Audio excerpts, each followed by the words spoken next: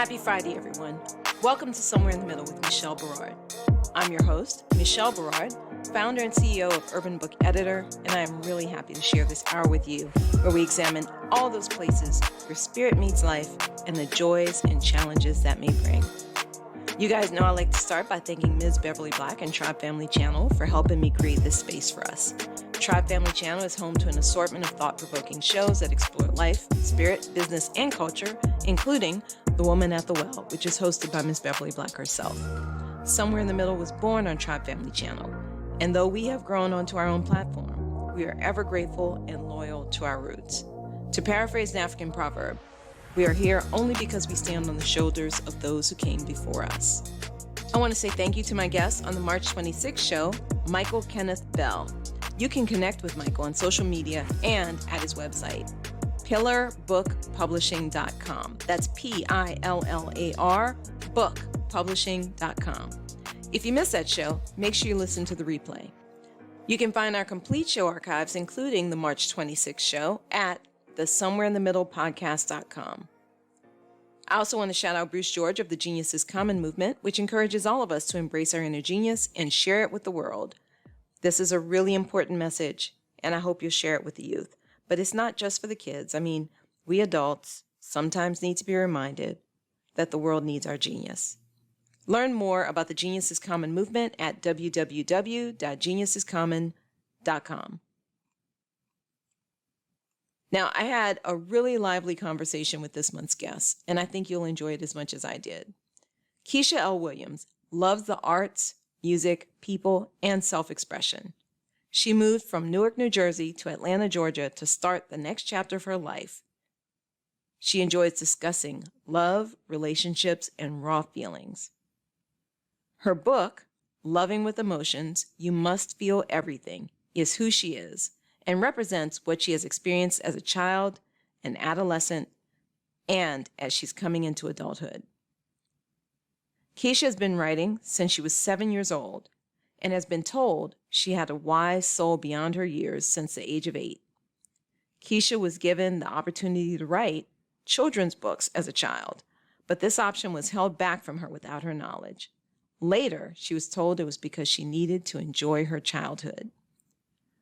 Keshia wants to share her voice with others so they can know spoken word is for healing and that it is okay to release the past and speak out.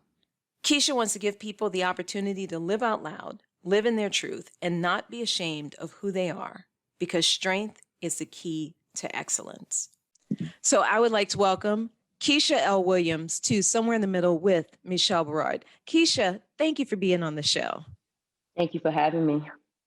Well, I don't know if you have heard, but I like to ask 2 questions to start off my interviews.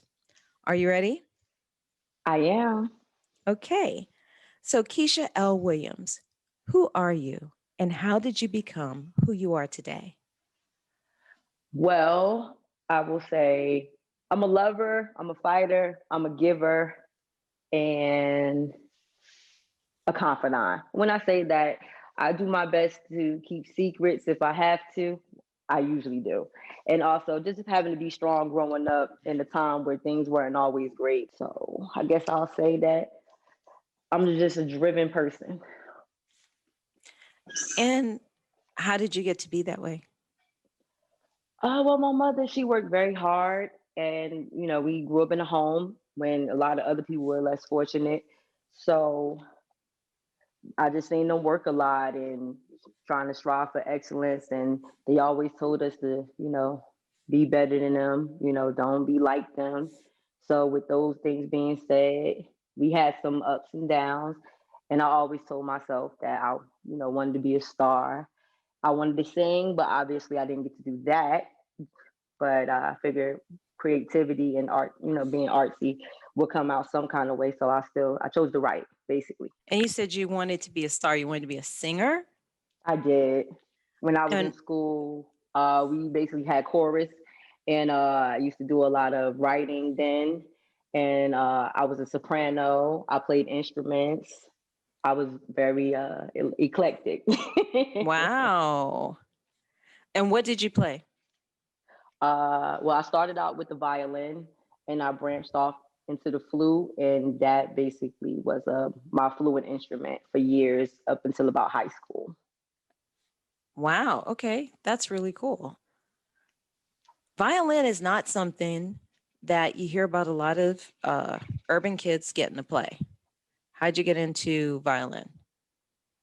Well, I had an ear for classical music, like when we were kids watching the Nutcracker and Mm, hearing about Beethoven, and I'm very I like to be informed. Let me say that. I like to be informative and I like to be informed. So when I would hear things, I love to read. So I would want to find out who the artist is, what they like to do, how did it come about. So I just had a knack for these things. Plus my father used to DJ. So we used to listen to a lot of different music, rock, a little bit of rock, not nothing heavy metal, uh, dance hall music, a lot of R&B, and then if you get into music, you can hear all these different rhythms and sounds and just put it in together. And then that came with the writing and wanting to sing and just putting a melody to the words and moving forward. so, would you say that music informs your writing? It definitely does.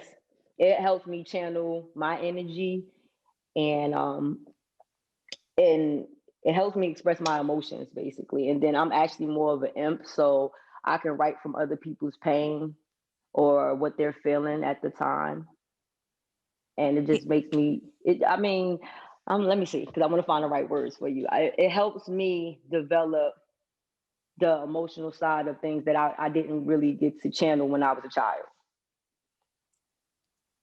Can you elaborate on that? What do you mean by, expressing those emotions that you didn't get to channel when you were a child?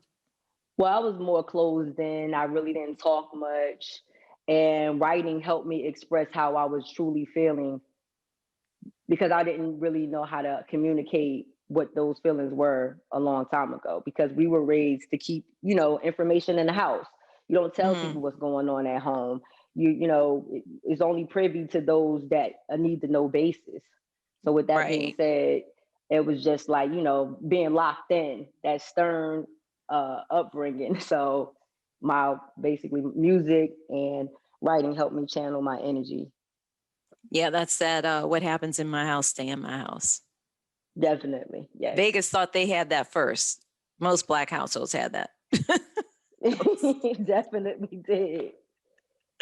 um, I think that's interesting that you say that the music informs your writing, that it kind of helps you express your emotion. How does that factor in with when you're creating your characters? What kinds of talk to us about your book and about how that informed this particular book?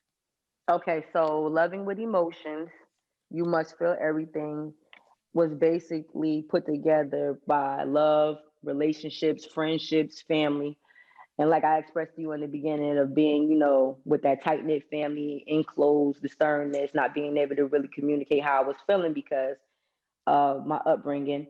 Then it was coming into adolescent years and knowing that I'm having emotions. I know I like somebody. I'm trying to channel that energy or the language to not push them away, but helping them understand that I'm not shut down. I'm just standoffish.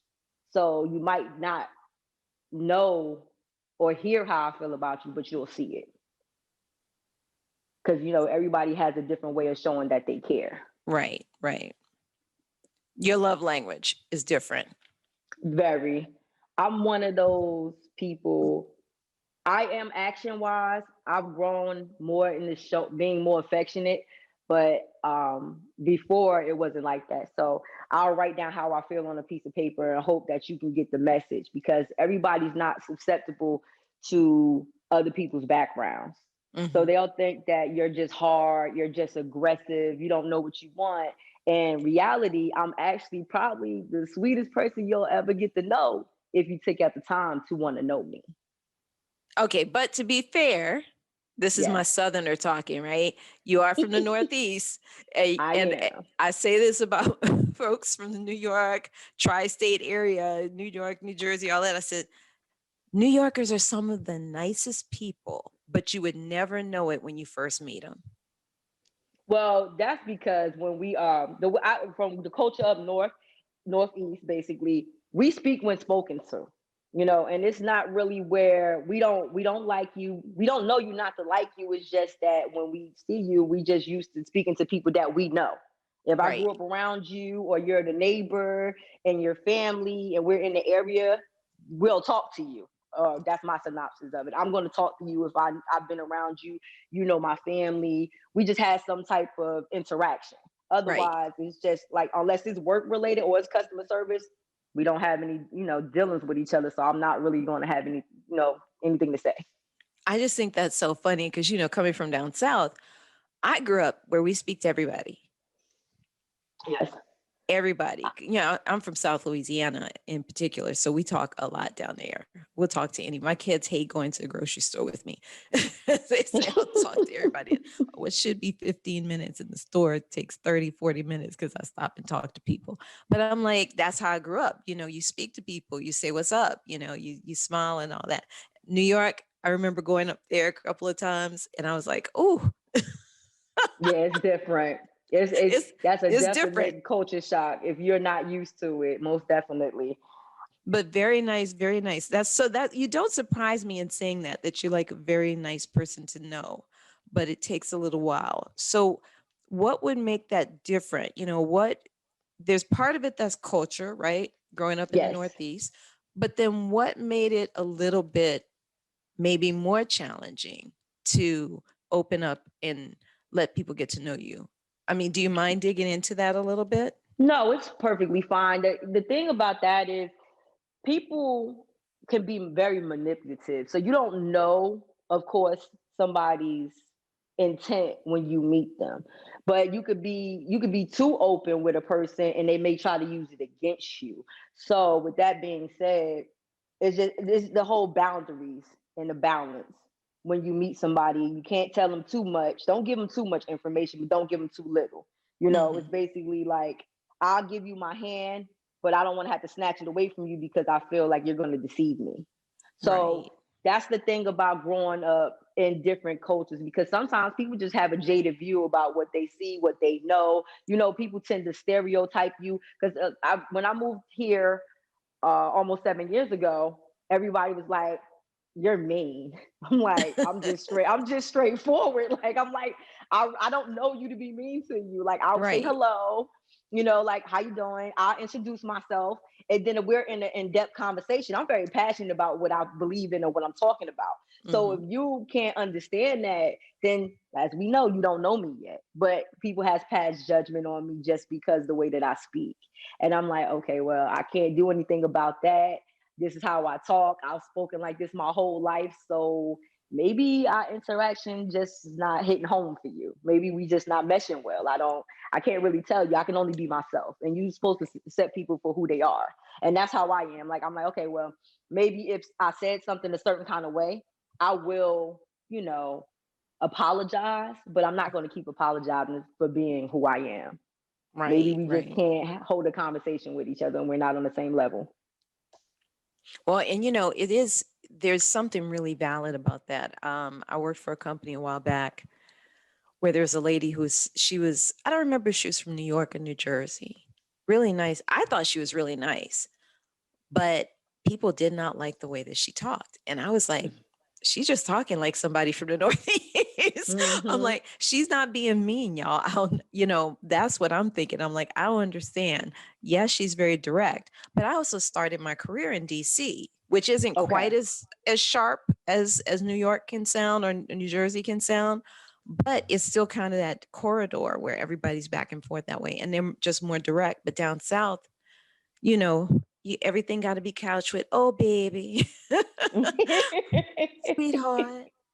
Yes, love. I found that even coming back here after living in DC for so long, in the DC metro area for so long, I had to learn how to soften things.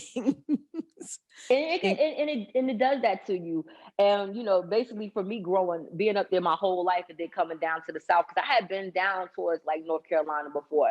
I had been to Georgia before when I was I was young though. I was about 8. And the Mm-hmm. last time I had been in North Carolina, I was 14. So for Mm-hmm. me, it was like, I like the South. I said, it seems cool. It seems nice. But you know what? As we all know, looks can be deceiving because Yeah. everybody's not from the South that's here in Georgia at the moment. It's like it's a big old melting pot. And I learned that Mm-hmm. when I came here. So it's like, you have to stay on your toes at all times because there's different type of classes, there's different kind of cultures. it's, Mm-hmm. it's all about having an open mind concept. Right. And that's why when we were talking, when you touched bases on how does my book relate to things, it's like we all have situations we have been through.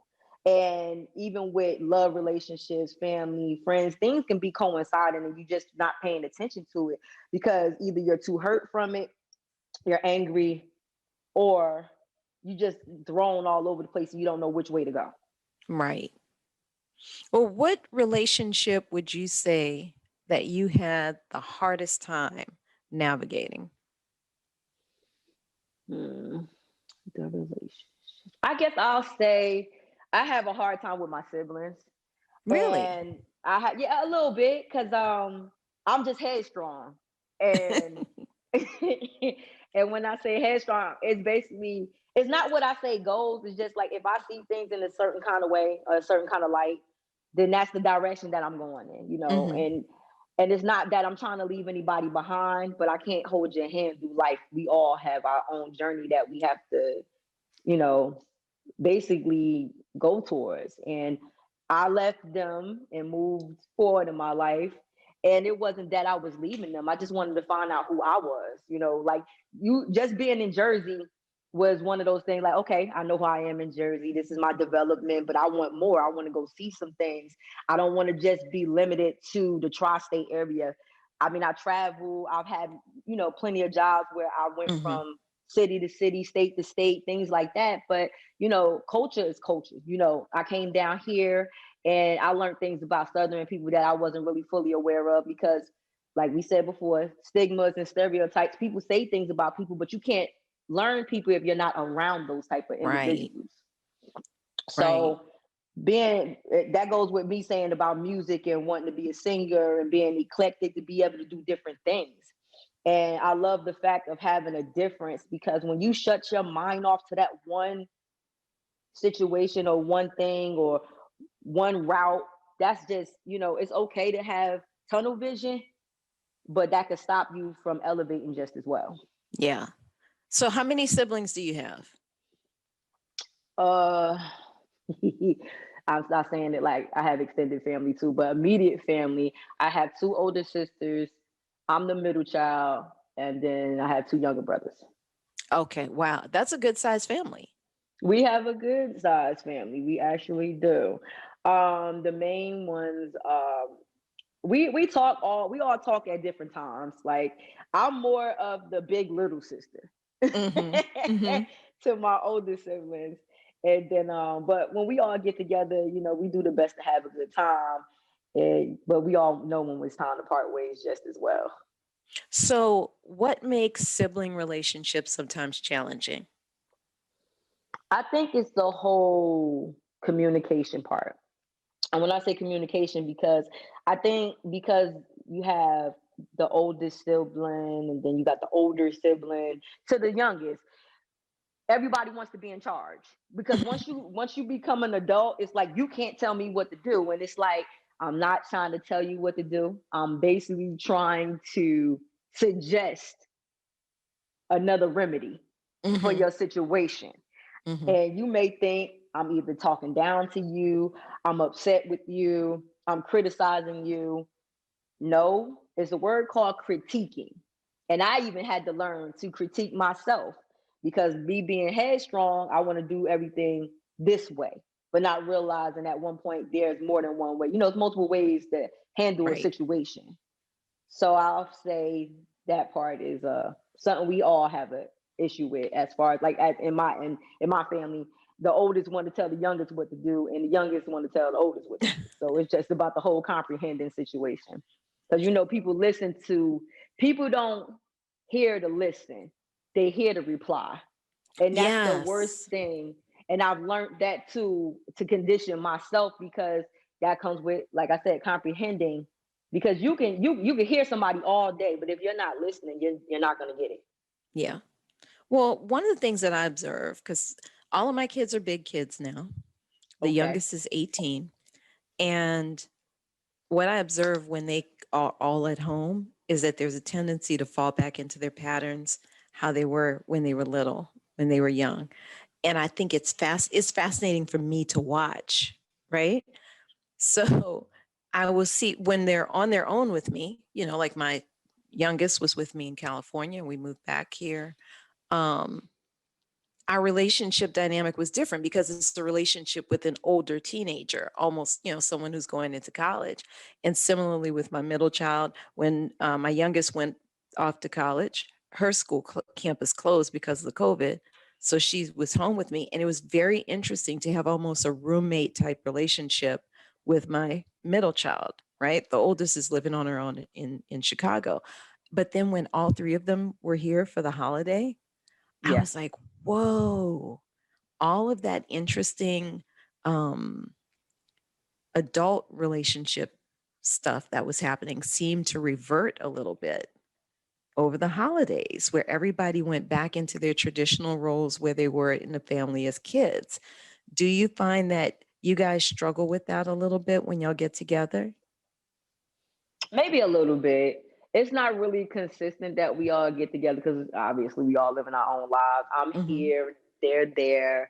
But I will say, the two oldest, they chime in, and and it's like, oh boy, here we go. But I know it's done out of love, because it's like Right. sometimes, like even when me and my older sister, because and then most of us, like me, Janique, and Ramon, we all Tauruses. And Okay. Yakima, she's a Virgo. So she a little more sensitive than everybody else. So it's like, you gotta be careful with her feelings, and I love her to pieces, I swear. I'd be like, you just relax, you just gotta, I'm not trying to hurt your feelings. You're being mean. And I'm like, look, it's not, I'm being mean. I speak directly to you. I'm not gonna sugarcoat it. We family at the end of the day. I'm not. Would you rather hear it from me than a stranger? That's basically where I come from when I'm Right. talking to anybody. I'd rather be real with you than you go out and your head's in the clouds and you trying to figure things out on your own. That's Right. why I Right. say I've Right. been more of the big little sister at the end of the day. That is funny. That's really funny. So, in terms of when you were writing your book, was there Yes. any one relationship that you were kind of focusing on that inspired you? Mm, well, my relationship with my mother is basically more so what inspired me. Cause like I said, we grew up in a house and she was there for us. She was always working, but she made time no matter what. Like she definitely went out her way to make sure we were happy no matter what was going on. And even at times when she wasn't on top of the top and going through, her own personal things, she still made sure we were well. So losing her July 24th, 2019 was just hard, like Yeah. when they tell you a mother's love is something you'll never get back, and you got to love your parents while they're here. It was very rough, like, because I'm like, I'm getting all these bittersweet moments now in my life where it's like, I want to call her, Hmm. I need her to be here, like I just want to tell her, like, Ma, you see this, like, you gonna come to the house, and I'm excited. And then it's like, and it's met with tears, because I'm like, I dedicated my book to my mother after she, had passed on. And then fruition came with things that I feel like I just manifested, besides God looking out, and putting a hand in other things, because I don't push God on anybody, but I was raised in church. So I don't claim to be all holy art thou, but I always felt there's always a divine presence that's helping us along the way. It's not just you. Hmm. Hmm. So that's the way I look at things. And I feel like, I feel her presence because I know she's still a part of me, but I just, I wish the physical, was still active. Yeah, I lost my mom many years ago, and I often say that I don't know if you ever completely get over losing your mom, especially if you had a good relationship, if she was really caring and stuff. I just don't know that you ever 100% get over it. Nah, yeah, I mean, you learn how to manage. Yeah. That's the only thing I can say, and we as people are or can be selfish, and is not done with the intent to be, but you have to also learn how to, and a big thing about letting go, because if you hold on for something too long, Hmm. you can explode, or it will combust. Yeah. Yeah. Yeah, I agree. It's interesting though, because there's certain relationships that really, I think, leave an imprint on you in a way that others don't. You know what I mean? Yes.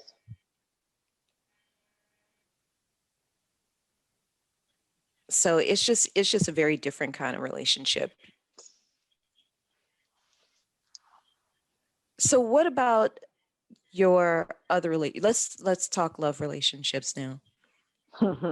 Okay, love relationships. Now, I have been privy to maybe four real relationships. And in those relationships, I definitely seen a pattern that either I created because I have a type. I would not say I don't have a type, but I also know that I like what I like. So, with that being said, I can be very giving, but I also can do, I can be too outgoing. And when I say too outgoing, uh, I can give and not get back.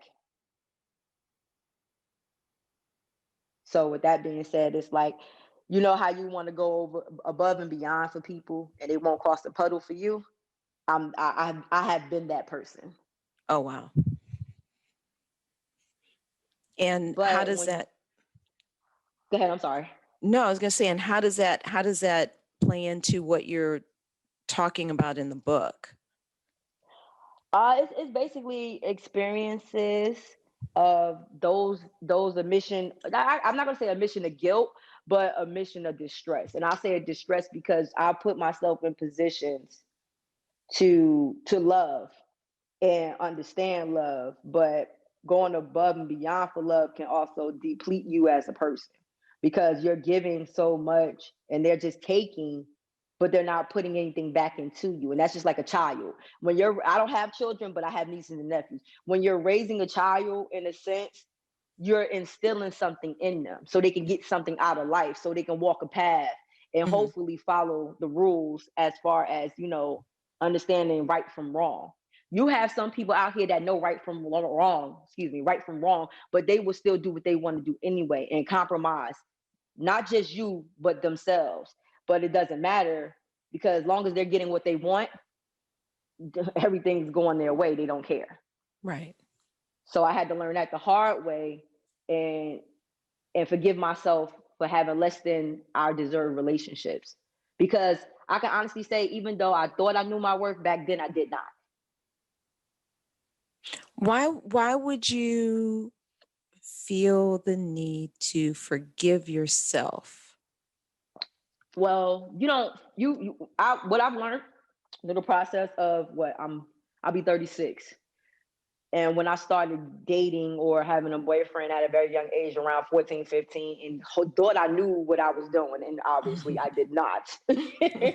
But just it's just development, because you know what you see.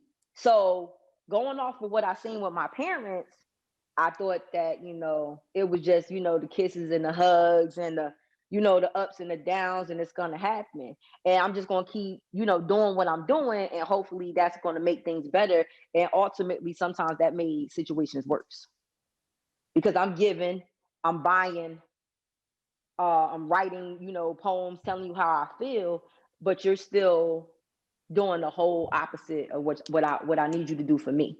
But I'm still pouring myself into you. So that's when I go back to when I said not knowing my worth, because now I'm doing way too much. And and it's not guaranteed. But they say you only know love when you experience it. So I figured whether it was good, bad, or indifferent, I still got to understand the right and the wrong way to love somebody. Mm, okay. And so is there a right way? Is there a wrong way? Or are there just different ways when it comes to There's loving just people? different ways. I think there's just different ways, and I say that because it comes down to the understanding Hmm. of what do we both need in a relationship for us to thrive, and if we see this moving forward to move on to a marriage. Because nowadays what you see on reality TV has evolved into people going in so many different directions. I am not here to judge anybody. Love who you want to love, that's cool. But that brings up that stems other things where you don't know, is your partner being faithful, or are they being openly direct with you? Hmm.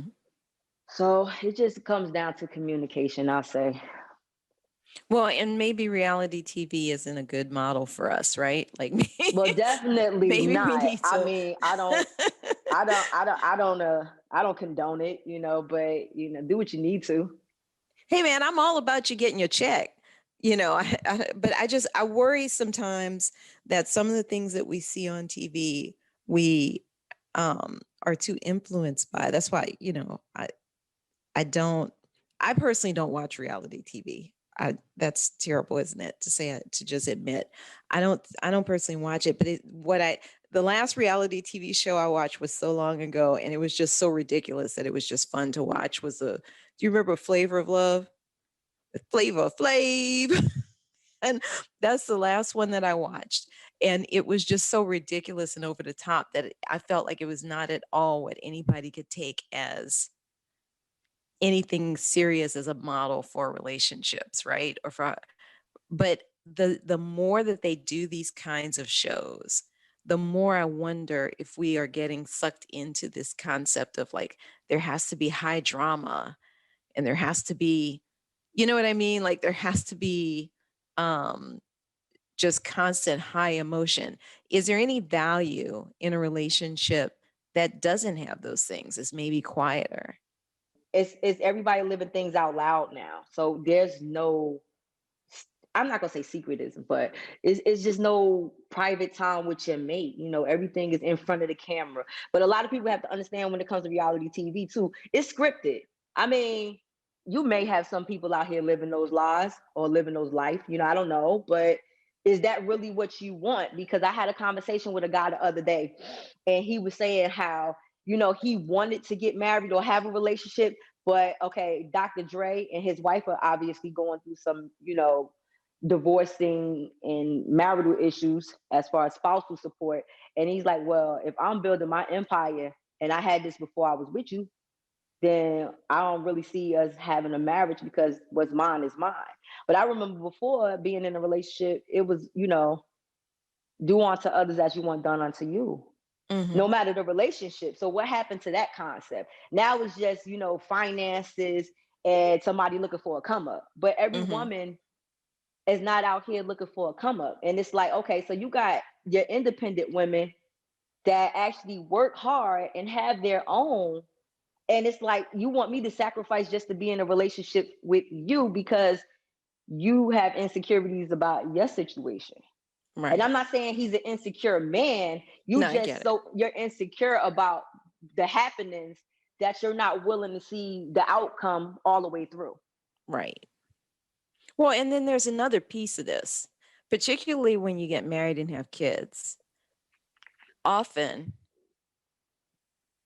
the wife in the relationship ends up giving up more of her time, energy, effort, career possibilities, and so forth, so that the man can go forward True. in his career. And that time is worth something. You know what I mean? I think people sometimes think about that in a like, oh, well, you're just sitting at home eating bonbons, or you know, like uh, taking care of a family and rearing kids that are at all emotionally balanced, don't get themselves into significant trouble, things of that nature. That's a full-time job in and of itself. I remember working full-time job, starting a business and rearing 3 kids. You know what I mean? Yeah. And I defy you to find a man who can and will do the same thing at the same levels. It's only women that I see doing that. So I think it's really interesting when there's kind of this attitude like, well, what's mine is mine. No, I made it possible for you to Definitely. get that in a lot of cases. You know what I mean? Not every case, but in a lot of cases, that spouse that stays home, whether it's the male or the female, makes it possible for the other one to do those other things. And that is what I think part of that's about as well, because it's a team effort. I can attest. But I mean, I don't, like I said, I don't have children, but I've seen things. So it's like women do sacrifice a lot. And men feel like, well, we sacrifice too. We go out and we make the money and I take care of you, or, so on and so forth. That's not always the case, but, Right. Dare to be different. Because if the shoe was on the other foot and you was a housewife, I don't think you could appreciate that. And we see movies like that sometimes where it's scripted and it's drawn out that way, but it's just to give you a different view of the scope. And people forget that sometimes the shoe can be on the other foot. Like, I love you, I really do, but when I'm in a position to move, I have to move, and I need you to be with me. Right. We're supposed to do this as a team. And I think people really forget, because I think I wrote something like this. I don't know if I put it in this book or it's going to be in the next book, but it was basically about being in competition with your mate. Your mate's not supposed to be your competition. Right. Y'all supposed to rise together. And where I lack, you pick up, and vice versa. Now it's just all about, well, I'll do this and I'm the breadwinner and I do that. And it's like, oh, I got to do what you say. No, that's not what I signed up for. I thought we signed up to get to know each other, figure out what direction we were going in. If it meets, we meet each other's requirements, and we build from there. And people forget about the whole foundation part. Right. Yeah. I believe that it's supposed to be like us against the world, not the other way around, not us You against each against other. me. Right. Because a house divided cannot stand. Not at all. And that's kind of what we're seeing in the country right now. We're a house divided. That is agreed. We'll see how long it stands. So, speaking of relationships, that house divided, your relationship book is kind of micro, right? It's dealing with individual relationships, but do some of those principles play out in large groups as well? Like, we're experiencing right now. We had a pandemic that exacerbated all existing divisions in our society. Tons of protests and all that started up, and it just was like a festering wound that came to the surface that everybody had been ignoring. How does that relate? I mean, I would think some of those things that you're talking about in your book relate to those kinds of concepts that we're dealing with at the macro level, Yeah. And I can agree, because even with the pandemic, that which has brought people, when it's supposed to brought people closer, push people further away, because that showed people either marrying or being in relationships for the wrong reasons. They said the divorce rate went up. People's domestic violence went up.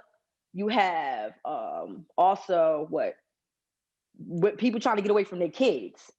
And it's like, you can't run away from your responsibility. This is what you signed up for. Right. And that means you haven't put the love, attention, and care into your household because you don't have work-life balance. Or you haven't balanced yourself out enough to develop time for family, time for your spouse, time for yourself, which everybody does need self-care. I had to learn about self-care because working all these jobs, all I know is eat, sleep, shower, work. Get off work, go to the next job. Get off the next job, might be running straight to the next job. I may have some downtime. But it's all about giving you what you need so you can flourish. Just like flowers need water and food to grow, plants in general. So just like us, when they want us to keep this mask on, and it's like, that mask has been going on for years in people's household. They just didn't get to see it till now. Right. Yeah, I think there was just so much that was kept hidden from ourselves in this country. Um, and I imagine in countries around the world, they're experiencing their own versions of that to some extent. Almost definitely. Like I write quotes and memes and post them on social media, and sometimes I got a response. I had posted sometimes people want the same things, but they don't want them with you. Mm. And I think maybe over 4,000 likes because I sponsored it. And it made sense to me because, like I said before, people can be in relationships or get married for the wrong reasons. Or just like, other cultures, they have arranged marriages. And a lot of my people, a lot of the people that were responding was like Middle East. Oh, So wow. when they were saying like, oh, well, this is me and my wife's situation. But I'm not a guru. I haven't went to school for this, so I can't tell anybody. I could say I'm sorry that you're going through something and maybe suggest some things. But arranged marriages, I had heard about those when I was about 24. I had been working at the airport, and it was a Middle Eastern man. I don't remember if he was Indian or not, and he had an arranged marriage with a young lady. And he was telling us that sometimes they don't get along, but they Mhm. have to go through with the marriage because that's culture. Since they were kids and they grew up, that was arranged for them to become husband and wife. And I was just thinking to myself, I don't know if I could have done Mm. that. Yeah. And it's like, but that's culture. That's what they do. That's their upbringing. And I'm like, okay, well, growing up in the United States, we have, unless, depending on your culture, you can choose who you want to be with. But that still doesn't mean they're choosing you. You may have conflicting things that you have your flaws. I'll say flaws. I'm Mhm. gonna say Mhm. conflicting because that might not be the right terminology. But everybody has their flaws, but it's always something about you that somebody else may get that the other person doesn't. Right. But with that being said, it's just drawing the line. I just think people got in the way of boundaries, gotten away from what's really love, and turned it into lustful infatuation. That's just my opinion, though. I think there are a lot of people who would agree with that. It does seem that I don't know if it's really that things are significantly different from how they were in the past. Just me speculating here. I'm not Mhm. sure that they're that different, but I do wonder if maybe we aren't maybe we're cutting our losses sooner. Maybe we're not really taking the time to get to know someone deeply. Maybe, Agreed. you know what I mean? I do agree with you 110%. It's a false reality now, and Mhm. it's just all about the attraction. And then once the attraction wears off, what else do you have? Have you communicated? Have you gotten to know this person? Do you know about their past? And some people don't want to know about somebody's past because they can't handle it, which is understandable. But if you don't know where they've been, where they're at, how do you know where you're going? Right. Or what they're bringing to the table emotionally. Definitely, because I mean, some people are so afraid of therapy or going to a psychologist, a psychiatrist, because I know from what I've seen in the Black community, and not saying and making it about race, but I've heard other people I've talked to, you don't need to go see no therapist. Why not? It's okay to talk to somebody that's not biased, because you got to understand, I could talk to my friend, and because they know of me or know me to a certain degree, they may side with me because that may be what they think they need to say at the time. That don't Mhm. mean they respecting the whole truth of what I've spoken to them, or you telling half truths to your friends, but you can't lie to yourself. When you Mhm. look in the mirror, you still have to be okay with who you are. Well, I think it's a trope about therapy not being accepted in the Black community. What I think though, because I know how I feel about these things sometimes, is I don't think that Black folks have time to be to be mentally unbalanced. I don't- I think you're a living example. You work in how many jobs? Do 3. you have time to you know what I mean? Just from a real practical perspective. And then particularly with our history in this country, I mean, for the longest time we couldn't go to see anybody about anything. They wouldn't see us. We couldn't have our own psych doctors. I mean, we barely had Black medical doctors. You know what I mean? So the history, I think, informs a lot of that too. So I'm always a little reluctant to say that we don't like therapy or we don't trust um, the concept of therapy. I think it's largely our history, just like the history of why most of us don't swim. It's true, most Black people don't swim, but they also forget that Black people weren't allowed in the public swimming pools. Black people weren't allowed on the beaches, you know?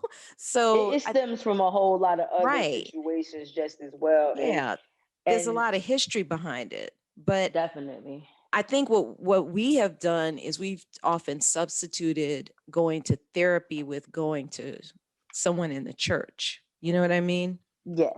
I think that's often been our fallback position because that's all we had for so long. So from that perspective, I think you're right. But like even for me, when I did want to go to therapy, it was hard to find, even here in Atlanta, I felt like it was hard to find a Black therapist that I felt like I would be able to connect with because they're educated from a certain paradigm. And that's girl, preach to the choir. I went to one and he was awesome. Like I would never disrespect his analogy, his theory, none of that. Mhm. It's just that he was pushing more of religion on me than anything. And Right. I'm like, I want to get to the depth, the root of what's going on with me internally, because we forget that PTSD is real in the Black Yes. community. And a Yes. lot of people don't touch base on that at all. Like I heard Taraji talking about it recently, but I'm like, I had told my therapist when I went to the first one here that I felt like I had PTSD because what I grew up with and grew up in the surroundings and in my house, in the Mhm. household.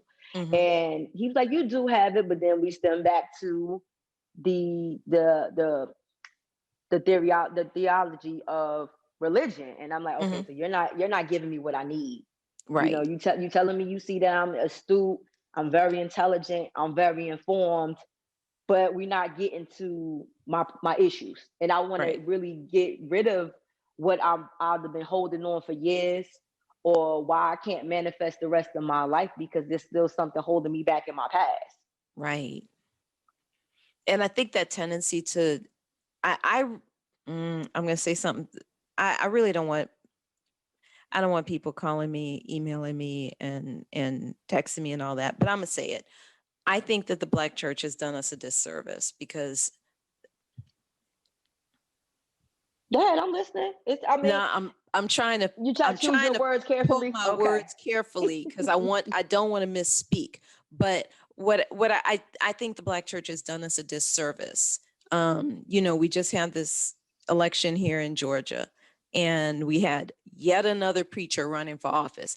I do not think preachers need to be running for office. If you want to be a politician, you need to just be a politician. The Black church has not saved Black America. Um, it hasn't. And I don't think that we've had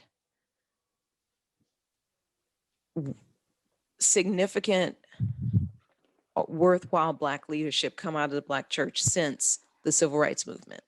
That's just my feeling. Um, And I can understand that because I was born, what, 85, and mhm. I know what I was taught, and I know what I believe in myself. And I can share your your views on that, because I have thought about a lot of things since, Dr. Martin Luther King and the last of the Mohegans of the civil rights leaders. And we don't have anybody else stepping up to fulfill that prophecy for them. It's more Well, not like, through the okay, church. no, not Not through the through the church. Yeah, yeah, church. not through the church. And my thing is, I'm not saying nobody's doing it in as a whole. I'm just saying as Right. through the church, like you've spoken Mhm. about, because you know I mean, I just feel like it's fear, because at the end of the day, the people that were following those from the church, they dwindled off. They were still a part of NAACP. They still were doing, private things, but you didn't know that they were still around. Right. But even like the traditional Black organizations, in my opinion, NAACP and whatnot, are not really, in my humble opinion, they are not doing significant work to help Black people. I think they are much more interested in maintaining their status as gatekeepers.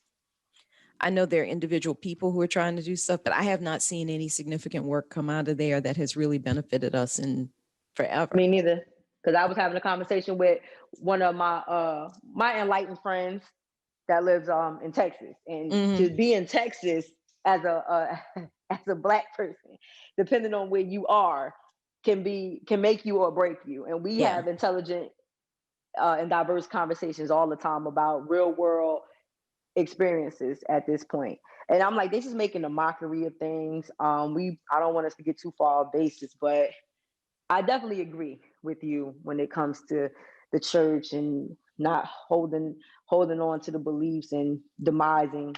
But let's change the subject. Well, no. And I said, I fortunately, this is the beauty of having my own show, is I can talk about whatever I want to under the sun that my guests are willing to talk with me about. And I appreciate that.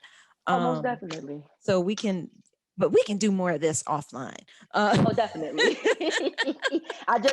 When you mentioned what you mentioned, I don't want to go into depth about it. We stated our piece, and I just want us to move forward from it. And if we want to continue this conversation, we can do it off air. Definitely. Yeah, we will do that. But I think it's important too, though, that I am going to leave it with this. I do think that Black America, and I think we need to spend more time really thinking about who's got our best interests at heart right now.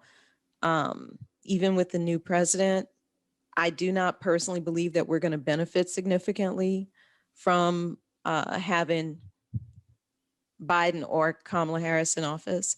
And coming out of California and learning more about her, I was not happy to have her as the vice president. And I guess it remains to be seen. I hope that I am proven wrong. I will say it right here on my show right now. And I'll say it with you, because I said the same thing. Everything remains to be seen. Yep. And we can't go off of talk. And people can, I don't want to say this out loud, but you know how they say you can meet a person, they can talk you out your drawers? Yeah. Now I'm just using that as a basis, because people say a lot of things, but when it's time to show up, yep, they're not there. Yeah. Or so it's we not will what they see. said it was going to be. Definitely. We will see. Because here's the other thing. And I think you probably have seen what I've seen. They haven't said they're going to do anything to help Black people. Yeah. And that was the biggest conversation me and my friend in Dallas had about, so what are they going to do for us? Right.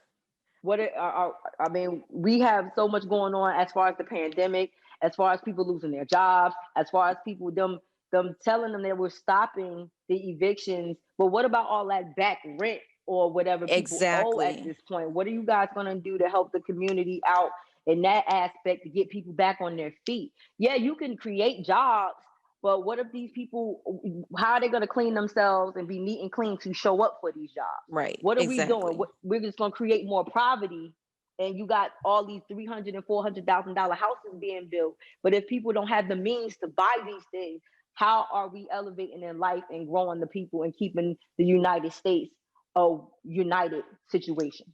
Well, and related to the housing thing, I just read a report from a think tank in, I'm saying a nonprofit in California, saying that they anticipate that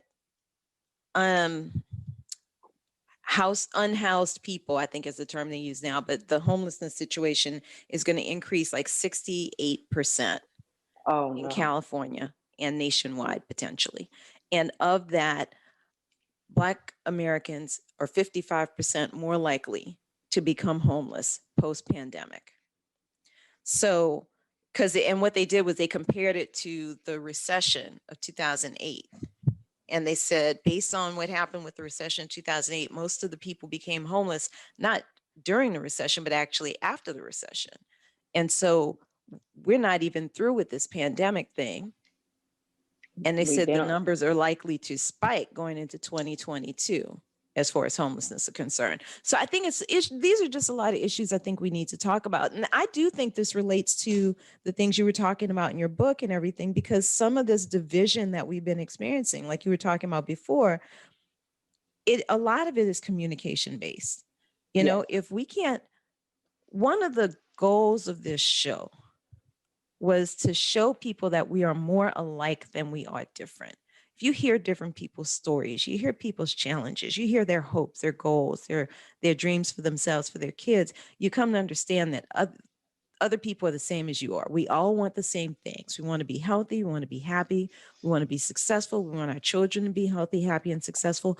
Nobody's out here wishing for anybody to do bad. You know what I mean?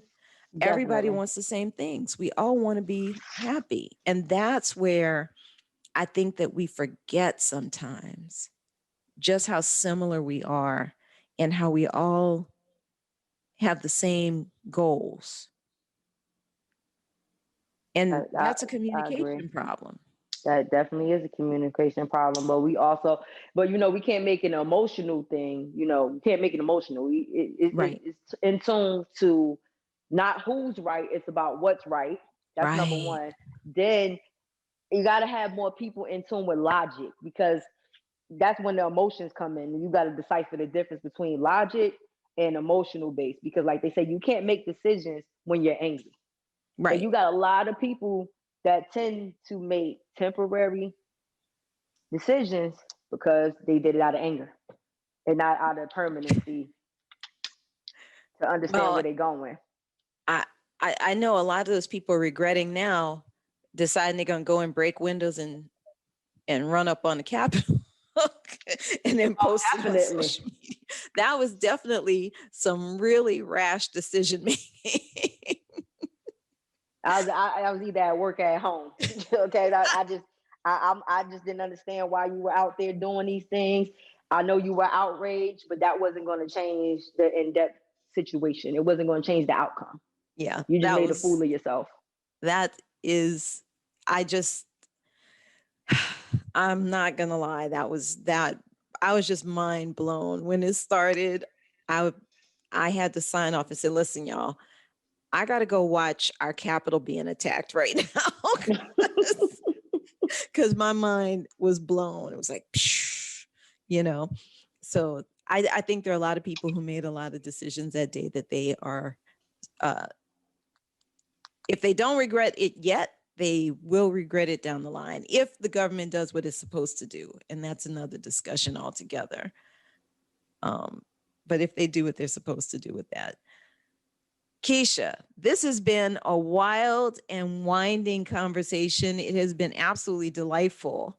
Tell the people about your book, where they can get your book, and how they can connect with you on social media, your website, what have you. Okay, so my website is Keshia L. Williams Essentials at GoDaddySites.com. You can get some of my criteria there. Also, Loving with Emotions, You Must Feel Everything is located on Amazon.com. It's a self-published piece, so you can purchase it either through ebook, e-reader, or you can get a paperback sample of the book. Also, I can be reached through social media on Facebook at Keshia Williams, or my author page is Keshia L. Williams, which is Author Keshia L. Williams on Facebook for my business page. And can you spell that for them? Because you spell Keshia a little differently than I'm used to seeing it. You are so right. Yeah, my name is spelled Keshia, obviously L, and Williams with an S on the end. Very cool. Keshia, thank you so much for being on Somewhere in the Middle with Michele Barard. Thank you for having me, Michelle. I hope we can arrange another meeting. Definitely. And definitely when your next book comes out, I need you on the show again. Definitely. And I'm looking forward to that. Well, that's our show this month, guys. You can reach out to me online at urbanbookeditor.com or michellebarard.com. You can also find me on Facebook and Instagram as Urban Book Editor. Send me a note. I'd love to hear from you. Feel free to send in some topics you'd like us to cover on the show. Make sure you tune into the show on May 21st when my guest will be author Alan Black. You can find us monthly on Fridays at 5 p.m. Pacific, 6 p.m. Mountain, 7 p.m. Central, and 8 p.m. Eastern Time at the somewhereinthemiddlepodcast.com. And don't forget to tune in to Julia Black and me live on Saturdays at 1:30 p.m. Pacific, 4:30 p.m. Eastern for the Shelter in Place live stream at rebrand.ly/Shelter in Place live stream. Let's continue the conversation. You guys be good, stay mindful, and remain prayerful. Peace and blessings, y'all.